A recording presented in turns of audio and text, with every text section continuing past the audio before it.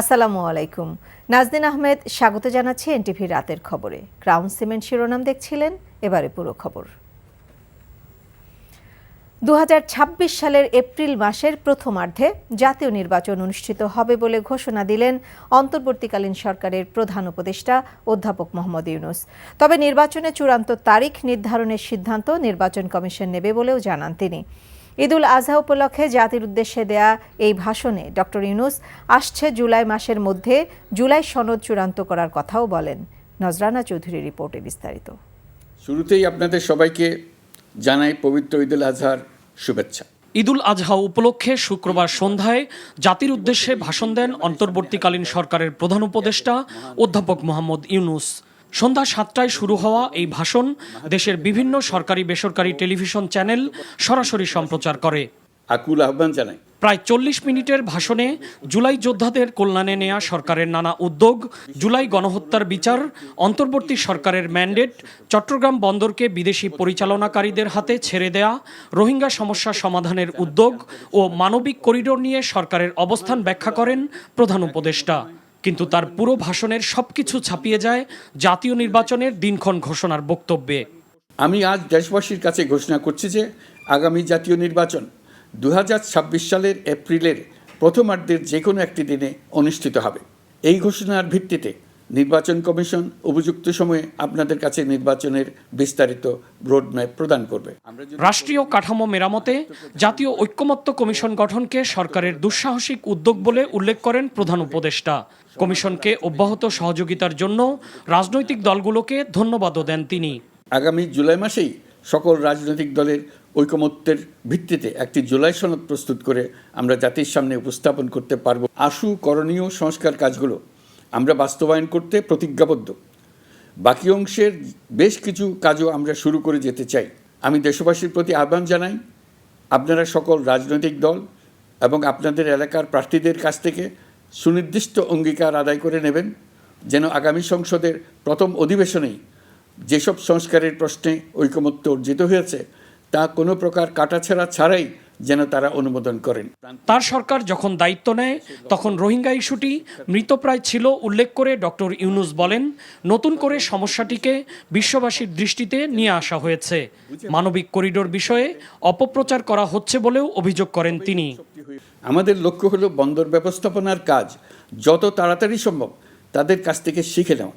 আপনারা নিজেদেরকে ভিত্তিহীন বিরোধিতা এবং অপপ্রচারের শিকার হতে দেবেন না। যারা বিরোধিতা করছে তাদের প্রতিহত করুন। জাতিসংঘের মহাসচিব গত মার্চ মাসে ঢাকা সফরকালে রাখাইন রাজ্যে মানবিক বিপর্যয়ের মোকাবেলার জন্য একটি ত্রাণ চ্যানেলের প্রস্তাব করেছিলেন। বিষয়টি প্রস্তাব পর্যায়ে রয়ে গেছে। বাংলাদেশ করিডোর দিয়ে দিয়েছে বলে একটা অপপ্রচার চালানো হচ্ছে। আমি সুস্পষ্টভাবে বলছি, এটা সর্বৈব মিথ্যা। পতিত ফ্যাসিবাদী শক্তি তাদের দেশি বিদেশি দোসরদের দ্বারা নতুন বাংলাদেশ গড়ার সম্মিলিত প্রচেষ্টাকে বাধাগ্রস্ত করছে অভিযোগ করে তাদের সেই চেষ্টাকে প্রতিহত করার জন্য সকলকে ঐক্যবদ্ধ হওয়ার আহ্বানও জানান প্রধান উপদেষ্টা। প্রতিরোধের ঐক্যবদ্ধ সুদৃঢ় প্রাচীর গড়ে তুলি। নজরানা চৌধুরী, এনটিভি নিউজ, ঢাকা। এপ্রিলের প্রথমার্ধে নির্বাচনের সিদ্ধান্তে জাতির প্রত্যাশা পূরণ হয়নি বলে মন্তব্য করেছেন বিএনপির স্থায়ী কমিটির সদস্য সালাউদ্দিন আহমেদ। তিনি বলেন, ডিসেম্বরে অথবা জানুয়ারিতে নির্বাচন অধিক গ্রহণযোগ্য। জাতির উদ্দেশ্যে দেয়া প্রধান উপদেষ্টার ভাষণের পর তাৎক্ষণিক প্রতিক্রিয়ায় এসব কথা বলেন সালাউদ্দিন আহমেদ। দেশের অধিকাংশ রাজনৈতিক দল ডিসেম্বরের মধ্যে জাতীয় নির্বাচনের পক্ষে জানিয়ে তিনি আরও বলেন, পবিত্র রমজান, আবহাওয়া এবং পাবলিক পরীক্ষা বিবেচনায় এপ্রিল মাস নির্বাচনের জন্য উপযোগী সময় নয়। প্রধান উপদেষ্টার ভাষণের পর জরুরি ভার্চুয়ালি স্থায়ী কমিটির বৈঠকে বসেছে বিএনপি। আগামী বছরের এপ্রিলের প্রথমার্ধে যে কোনো দিন জাতীয় সংসদ নির্বাচন অনুষ্ঠিত হতে পারে। এ বিষয়ে আমাদের প্রতিক্রিয়া হচ্ছে যে জাতির প্রত্যাশা পূরণ হয়নি। এমন একটি সময়ে নির্বাচনের সময় ঘোষণা করেছেন যেই সময় বলতে গেলে বাংলাদেশের একটা সময় পাবলিক পরীক্ষা থাকে এবং আবহাওয়া সঠিক থাকে না। এপ্রিলের প্রথমার্ধে যদি নির্বাচন অনুষ্ঠান করতে হয় তাহলে 45 দিন যে সময়সীমা লাগে তফসিল ঘোষণার পর থেকে নির্বাচন অনুষ্ঠান পর্যন্ত, সেটা রমজানের মধ্যেই তাহলে ক্যাম্পেইন করতে হবে, এটা একটা অযৌক্তিক ধারণা। প্রধান উপদেষ্টা নির্বাচনী রোডম্যাপকে স্বাগত জানিয়েছেন জাতীয় নাগরিক পার্টি। তাৎক্ষণিক প্রতিক্রিয়ায় দলটির আহ্বায়ক নাহিদ ইসলাম আরও বলেন, নির্বাচন কমিশনের পুনর্গঠন ছাড়া নির্বাচনে অংশ নেবে না এনসিপি। জুলাই যদি সংস্কার এবং বিচার প্রক্রিয়াটা নিশ্চিত হয় এবং তার রোডম্যাপটা তৈরি থাকে, তাহলে নির্বাচন ডিসেম্বর থেকে জুন যে কোনো সময়ের মধ্যেই হতে পারে। সেটা এপ্রিল উনি বলেছেন, সেটা এপ্রিলও হতে পারে। তো জুলাই সনদটাই আমাদের এই মুহূর্তে এখন প্রধান দাবি, যে আমরা নির্বাচন কমিশন পুনর্গঠনের কথা বলেছি, যে লেভেল প্লেইং ফিল্ডের জন্য এই নির্বাচন কমিশন দিয়ে সেটি সম্ভব না। তবে সেই প্রক্রিয়াগুলো যাতে দ্রুত শুরু হয়, এটা আমাদের আহ্বান থাকবে। ঈদুল আজহার জামাত এবং ছুটিকে কেন্দ্র করে পর্যাপ্ত ব্যবস্থা নেওয়া হয়েছে জানিয়ে স্বরাষ্ট্র উপদেষ্টা বলেছেন, নিরাপত্তা বিঘ্নিত হওয়ার কোনো সম্ভাবনা নেই। রাজধানীর জাতীয় ঈদগাহ ময়দান পরিদর্শন শেষে তিনি জানান, ঈদের ছুটিতে রাজধানীতে দিন রাত প্রতিদিন 500টি পেট্রোল টিম টহল দেবে। আগামীকাল সকাল 7টায় জাতীয় ঈদগাহ ময়দানে ঈদের প্রধান জামাত অনুষ্ঠিত হবে। তবে বৃষ্টি হলে নামাজ হবে বায়তুল মোকাররমে। শফি মাহমুদ সাগরের রিপোর্ট। প্রতি বছরের মতো জাতীয় ঈদগাহ ময়দানে ঈদুল আজহার প্রধান জামাত আয়োজিত হবে, তাই চলছে শেষ মুহূর্তের প্রস্তুতি। ঈদ জামাতের সার্বিক নিরাপত্তা নিশ্চিত করতে সমন্বিতভাবে কাজ করছে আইনশৃঙ্খলা বাহিনী। ডগ স্কোয়াড, বোম ডিসপোজাল টিমের তদারকি সহ পুরো এলাকা আনা হয়েছে সিসিটিভি ক্যামেরার আওতায়। ঈদগাহ ময়দান পরিদর্শন শেষে স্বরাষ্ট্র উপদেষ্টা অবসরপ্রাপ্ত মেজর জেনারেল জাহাঙ্গীর আলম বলেন, পর্যাপ্ত ব্যবস্থা নেয় নেই কোনো নিরাপত্তা ঝুঁকি। নিরাপত্তা নিয়ে আমি পুরাভাবেই কনফিডেন্ট, জানলা দিলে শতভাগ কনফিডেন্ট যে যেন কোনো ধরনের কোথাও কোনো কিছু না হয়। অলি গলি সব জায়গায় ওই কভার করা হচ্ছে এবং এই ক্ষেত্রে আমি আপনাদেরও সহযোগিতা কামনা করব। যদি কোথাও কোনো ধরনের কোনো ইনফরমেশন পান, আপনারা নিকটবর্তী থানার সাথে সাথে জানাবেন, আমরা অবশ্যই ব্যবস্থা নিব। রাজধানীবাসীর নিরাপত্তায় 500টি টিম দিন রাত কাজ করবে বলে জানানো হয় আইনশৃঙ্খলা বাহিনীর পক্ষ থেকে। বাড়ানো হয়েছে গোয়েন্দা নজরদারি। জাতীয় ঈদগাহ ময়দানে ঈদের জামাত উপলক্ষে পর্যাপ্ত নিরাপত্তা ব্যবস্থা গ্রহণ করা হয়েছে। জাতীয় ঈদগাহ ময়দান ও আশেপাশের এলাকায় ইতিমধ্যেই সিসি ক্যামেরা স্থাপন করা হয়েছে এবং ঈদগাহ ময়দানে স্থাপিত অস্থায়ী পুলিশ কন্ট্রোল রুম থেকে নিরাপত্তা ব্যবস্থা সার্বক্ষণিকভাবে পর্যবেক্ষণ করা হচ্ছে। আবহাওয়া প্রতিকূল থাকলে জাতীয় ঈদগাহ ময়দানের পরিবর্তে সকাল 8টায় বায়তুল মোকাররম জাতীয় মসজিদে ঈদের প্রধান জামাত অনুষ্ঠিত হবে। শফি মাহমুদ সাগর, এনটিভি নিউজ, ঢাকা।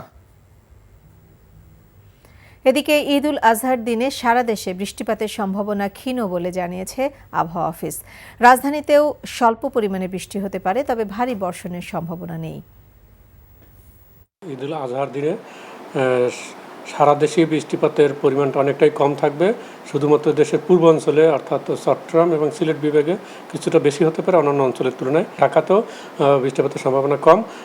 তবে যেহেতু এখন বর্ষাকাল, ফলে দিনের কোনো এক সময় হয়তো 2-1 পশলা বৃষ্টি হতে পারে, সেটা হালকা থেকে মাঝারি ধরনের বৃষ্টি, বড় ধরনের বৃষ্টির সম্ভাবনা ঢাকাতে কম। ব্যস্ত নগরী থেকে এখনও ঢাকা ছাড়ছে মানুষ। ট্রেন বাসে উপচে পড়া ভিড় থাকলেও লঞ্চে নেই তেমন ভিড়।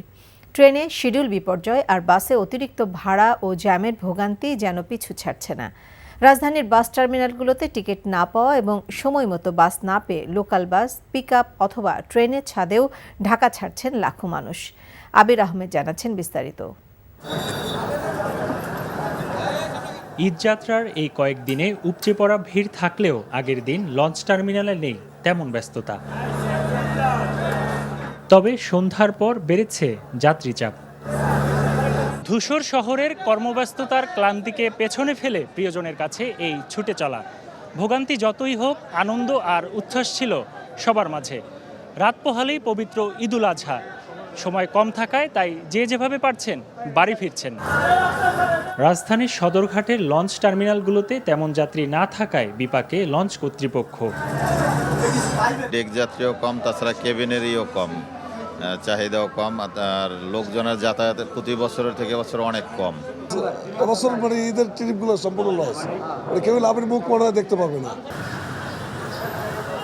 টিকিট নেই বেশিরভাগ কাউন্টারে, তাই শুক্রবার ভোর থেকেই নগরবাসী লোকাল বাসে চড়ে রওনা হন দীর্ঘ পথ পাড়ি দিতে।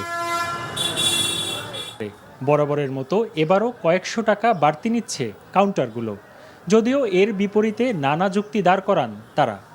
অনেক কান ধরে বসে আছি, বাজে অবস্থা, যাইতাম পারতেছি না, ফুলাফান লইয়া। টিকিটটা দিচ্ছে না আমাদের, সিন্ডিকেট করে ওরা।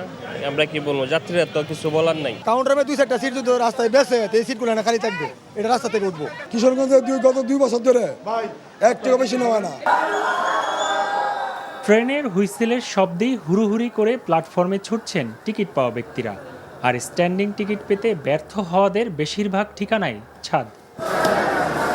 দেশে যেমন সবাই মা বাপ আছে, হ্যাঁ আত্মীয় স্বজন সবাই মিলে দিলে একটা ঈদ করবো। বাড়িতে পরিবার আছে, এই জন্য পরিবারের সাথে ঈদ কাটানোর জন্য। ঝুঁকির তোয়াক্কা না করেই আপন গন্তব্যে ছুটছেন শিশু থেকে নারী সবাই। আবির আহমেদ, এনটিভি নিউজ, ঢাকা। ঘরমুখী মানুষের ঈদ যাত্রা নির্বিঘ্ন করতে সরকারের প্রস্তুতির ঘাটতি ছিল মন্তব্য করেছেন বিএনপির সিনিয়র যুগ্ম মহাসচিব রিজভী আহমেদ। নয়াপল্টনে সংবাদ সম্মেলনে তিনি বলেন, এখনও পরিবহন সেক্টরে আওয়ামী লীগের দোসরদের অবস্থান থাকায় নানামুখী অস্থিরতা তৈরি হচ্ছে। রিজভী বলেন, আওয়ামী লীগ আমলের মতো কষ্ট না হলেও ঈদ যাত্রায় দুর্ভোগ কমেনি। এ সময় দলীয় পরিচয় না দেখে চাঁদাবাজদের বিরুদ্ধে ব্যবস্থা নেওয়ার আহ্বান জানান তিনি। বলেন, ঢাকা এখন ছিনতাইয়ের রাজ্যে পরিণত হয়েছে। সব ক্ষেত্রে শৃঙ্খলা ফিরিয়ে আনতে নির্বাচিত সরকারের প্রয়োজন বলেও মন্তব্য করেন রিজভী আহমেদ। ভারতের ক্রমাগত পুশিন নিয়ে অন্তর্বর্তী সরকারের নীরবতা নিয়েও প্রশ্ন তোলেন রিজভী আহমেদ। মানুষ যাতে নির্বিঘ্নে কোনো ভোগান্তিতে না। রোজার মাসে তো মোটামুটি আমরা দেখেছি অতটা যানজট হয়নি, হ্যাঁ মোটামুটি নির্বিঘ্নে মানুষ যাতায়াত করেছে। তো এইবারে কেন এটা তৈরি হলো? কোথাও মানে কোনো লুপহোল থাকে, তাহলে সেটা তো আইডেন্টিফাই করে সেখানে ব্যবস্থা নেওয়ার দায়িত্ব তো সরকারের। কারণ সরকার হচ্ছে মানুষকে স্বস্তি দেবে, নিরাপত্তা দেবে, কারণ সকল রাষ্ট্রীয় অ্যাপারেটাসগুলো সরকারের হাতে। তো সুতরাং যে কোথায় যানজট হতে পারে, কোথায় বটলনেক হতে পারে, এটা তো হচ্ছে সরকার দেখবে, এবং সরকার দেখে আগে থেকেই সেই ব্যবস্থাগুলো নিলে আজকে এই দুর্ভোগগুলো হতো না। রাজধানীর প্রতিটি ওয়ার্ডে ঈদের 3 দিন দলের পক্ষ থেকে পরিচ্ছন্নতা কার্যক্রম চালানো হবে বলে জানিয়েছেন জাতীয় নাগরিক পার্টি ঢাকা উত্তরের প্রধান সমন্বয়কারী আকরাম হোসাইন। সকালে রাজধানীতে দলের কেন্দ্রীয় কার্যালয়ে আয়োজিত সংবাদ সম্মেলনে একথা বলেন তিনি। জানান, এনসিপির পক্ষ থেকে ঢাকা মহানগরীর জন্য হটলাইন চালু করা হবে এবং ফোন দিলেই 30 মিনিটে পৌঁছে বর্জ্য অপসারণে সহায়তা করা হবে। এছাড়া আজ থেকেই রাজধানীর প্রতিটি ওয়ার্ডে ব্লিচিং পাউডার বিতরণ সহ সচেতনতামূলক কার্যক্রম চালানো হবে। এ সময় ধোলাইখাল ও কমলাপুরে সড়কের উপর হাট বসিয়ে নগরবাসীকে ভোগান্তিতে ফেলা হয়েছে ও কোনো ব্যবস্থা নেওয়া হচ্ছে না বলে অভিযোগ করা হয়। ফ্যাসিস্ট সরকারের সময় মাদ্রাসাকে জিম্মি ও দুর্বল করার জন্য চামড়া নিয়ে একটি সিন্ডিকেট গড়ে তোলা হয়েছিল। এবছর তা প্রতিরোধে নজরদারি করার আহ্বান জানানো হয় সংবাদ সম্মেলনে। নগর ভবনে কোনো প্রশাসক কিংবা উপদেষ্টা বসতে পারবে না জানিয়ে বিএনপি নেতা ইশরাক হোসেন জানান, প্রয়োজনে বিপ্লবী কাউন্সিল গঠন করে চালানো হবে ঢাকা দক্ষিণ সিটি কর্পোরেশন। জাতীয় ঈদগাহ ময়দান পরিদর্শনকালে একথা বলেন তিনি। আমি এখানে ঢাকা দক্ষিণ সিটি কর্পোরেশনের নির্বাচিত এবং সর্বোচ্চ আদালতের রায়ের পরে ঘোষিত মেয়র হিসেবেই এখানে এসেছি। নগর ভবনে কোনো প্রশাসক বসবে না, নগর ভবনে কোনো উপদেষ্টা বসবে না।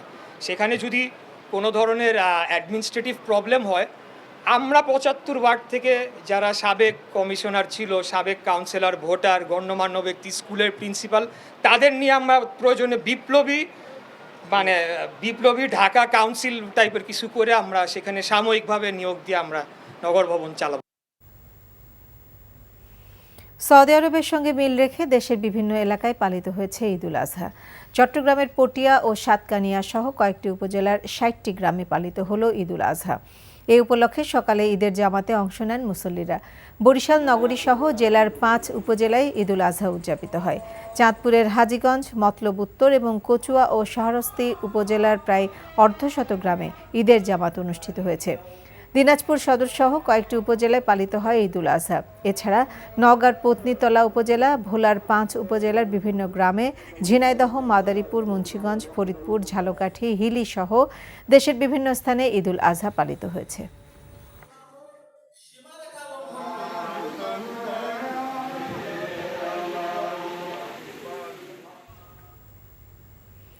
দীর্ঘ 23 মাস পর বান্দরবানের রুমা ও থানচি উপজেলা ভ্রমণ পিপাসুদের জন্য খুলে দেওয়া হয়েছে। আজ থেকে সীমিত পরিসরে রুমা ও থানচি উপজেলার দর্শনীয় স্থানগুলো ভ্রমণ করতে পারবেন পর্যটকেরা। বৃহস্পতিবার নিষেধাজ্ঞা প্রত্যাহার করে গণবিজ্ঞপ্তি জারি করেন বান্দরবান জেলা ম্যাজিস্ট্রেট ও জেলা প্রশাসক শামীমারা রিনি। পাহাড়ি এলাকাগুলোতে জঙ্গি ও সন্ত্রাস বিরোধী অভিযানের কারণে নিরাপত্তা বিবেচনায় 2023 সালের 16 মার্চ থেকে রুমা ও থানচি উপজেলায় পর্যটকদের ভ্রমণে অনির্দিষ্টকালে নিষেধাজ্ঞা জারি করেছিল প্রশাসন।